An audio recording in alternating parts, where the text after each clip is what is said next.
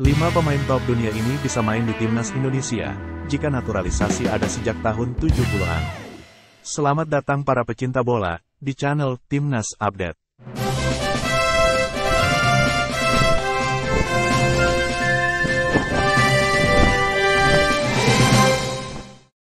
Lima pemain top dunia ini bisa main di timnas Indonesia, jika naturalisasi ada sejak tahun 70-an. Program naturalisasi baru dikenal di sepak bola, dalam beberapa tahun terakhir berdasarkan regulasi FIFA. Padahal, jika proyek ini sudah ada sejak tahun 70-an, akan ada banyak pemain sepak bola top yang membela timnas Indonesia. Bahkan, bukan tidak mungkin pasukan Garuda jadi yang terbaik di Asia. Naturalisasi sudah menjadi kebutuhan PSSI sejak 2010. Dimulai dengan Christian Gonzalez, program ini terus berlanjut hingga sekarang. Awalnya, semua pemain asing di Liga Indonesia yang mau berganti paspor diakomodasi.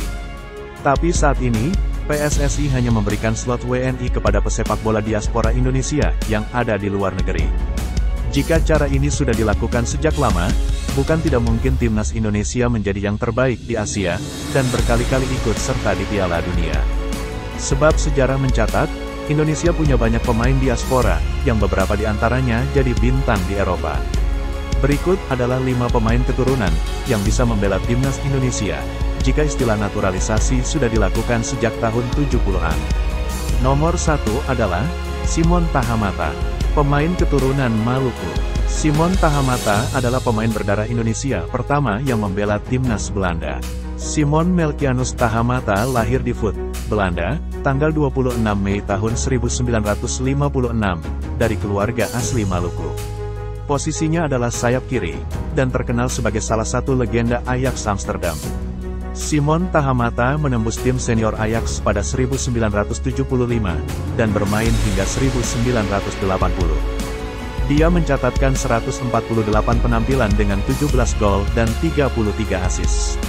Sementara debut Simon Tahamata dengan timnas Belanda, terjadi pada tahun 79 ketika melawan Argentina.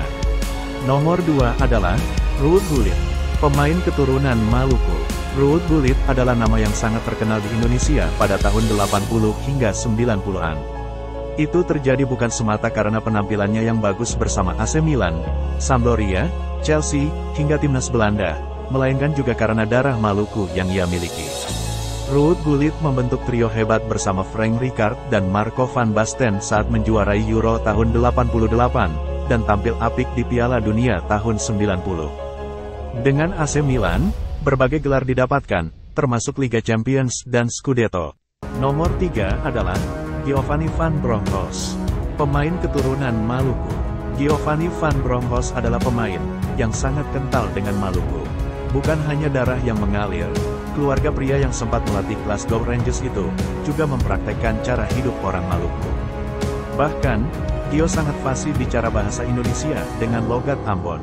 Dan di era kejayaannya, Giovanni van Bronckhorst adalah fullback sukses. Dia tampil pada 3 edisi Piala Dunia bersama Belanda. Sementara di level klub, Giovanni van Bronckhorst memenangkan Liga Champions dengan Barcelona dan Liga Premier bersama Arsenal. Nomor 4 adalah John Heitinga, pemain keturunan Jakarta.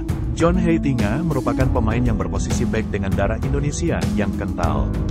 Mantan bek Ajax Amsterdam itu memiliki darah Indonesia, dari sang ayah yang lahir dan besar di Jakarta.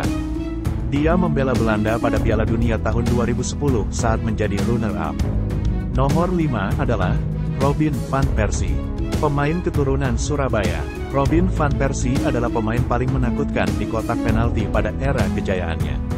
Selama 19 tahun berkarir, Robin van Persie mendulang 272 gol dari 593 penampilan bersama Feyenoord, Arsenal, Manchester United, hingga Fenerbahce.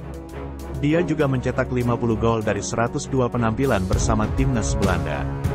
Darah Indonesia yang mengalir di tubuh Robin van Persie berasal dari sang nenek dari pihak ibu. Nenek Robin van Persie berasal dari Surabaya.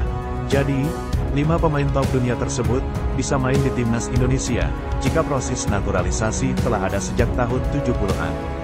Sekian Timnas Update hari ini.